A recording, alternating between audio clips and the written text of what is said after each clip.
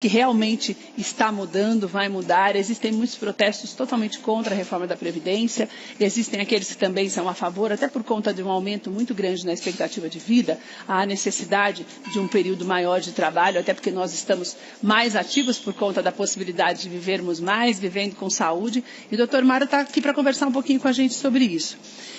Doutor, eu queria começar falando da idade mínima, no que diz respeito à aposentadoria. Existem alguns cálculos que estão sendo feitos para nós entendermos a idade mesmo mínima onde nós possamos realmente nos aposentar. Mudou alguma coisa em relação a esse sentido? Sim, em relação à idade mínima, hoje você tem 3 tipos de formas de se aposentar.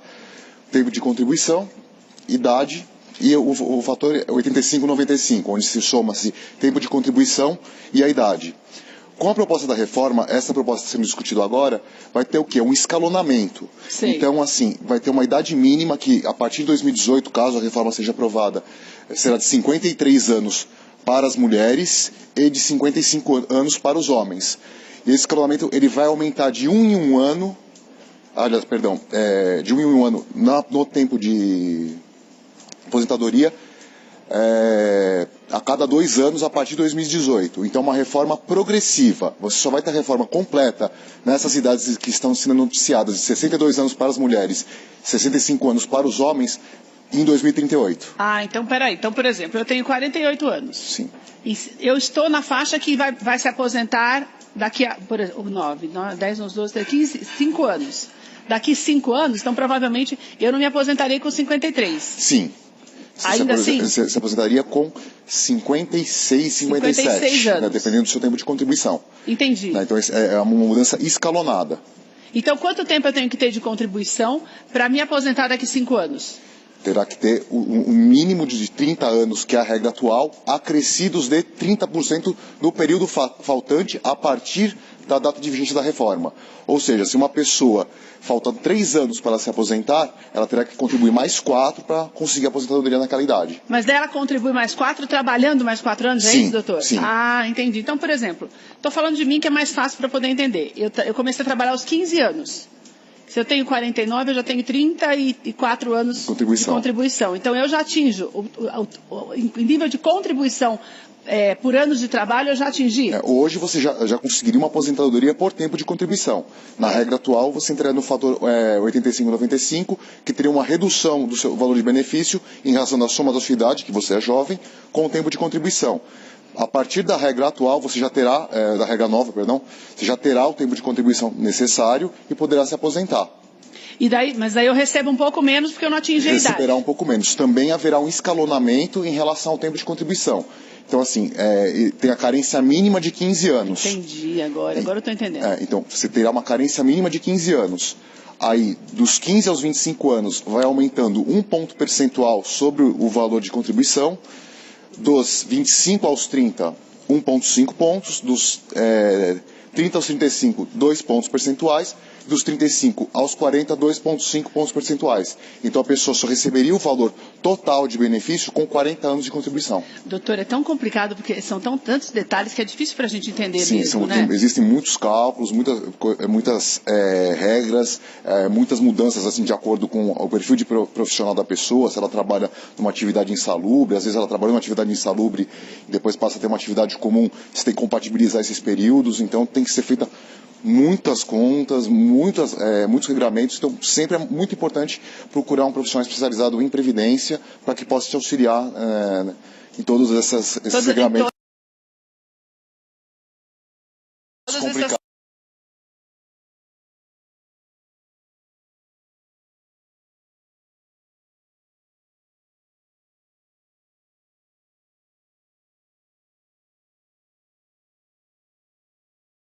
Essas mudanças, elas afetam quem iria por essa atual lei se aposentar em 6 meses ou 1 ano? Não, se você tem já os requisitos mínimos para aposentadoria nas regras atuais, não terá alteração alguma. A pessoa pode já pedir a sua aposentadoria que conseguirá o seu benefício sem problemas. Integral, normal. Respeitando o fator 85-95. Tá. Agora, se a pessoa ia se aposentar daqui 1 ano e meio, 2? Daí já entra nessa... Já entra na regra que ela terá que pagar 30% adicional. Então, assim, ela tendo, assim, por exemplo, faltando 1 ano e meio para ela se aposentar, ela pagará mais 30% sobre esse 1 ano e meio, daria aproximadamente mais uns 2 anos, e conseguiria se aposentar.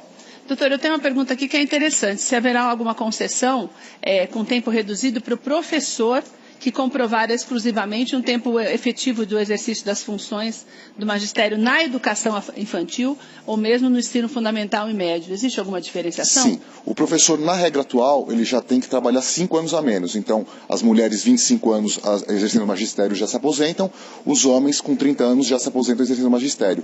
O que haverá, caso a reforma seja aprovada, será esse mesmo regramento de você ter que recolher 30% ao mais sobre o período faltante para conseguir a aposentadoria e se aposentar. Então, na verdade, praticamente não muda nada.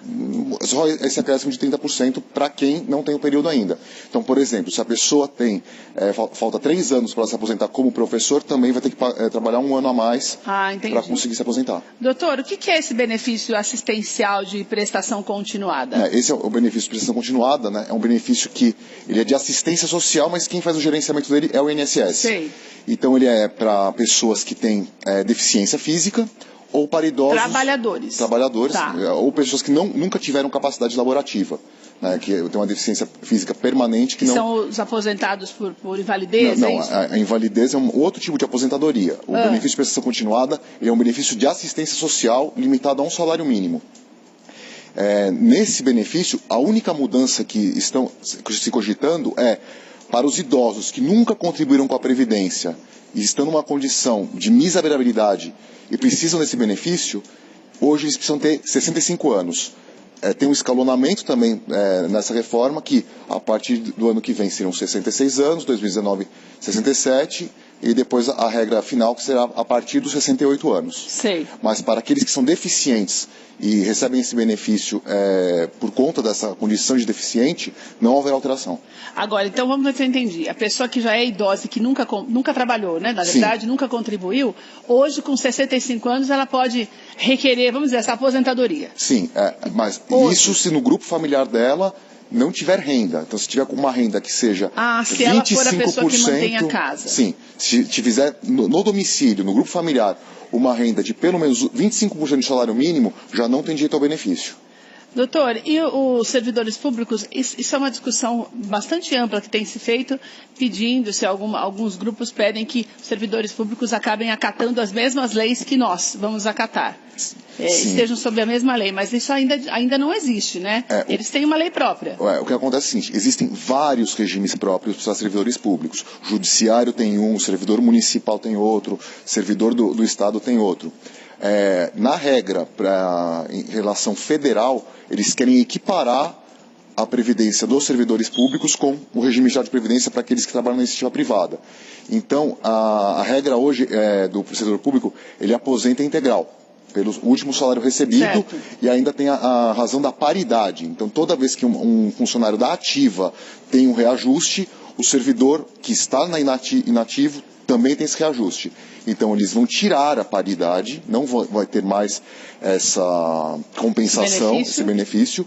Então, ele vai aposentar e ficar com aquele salário, o último salário recebido. E também,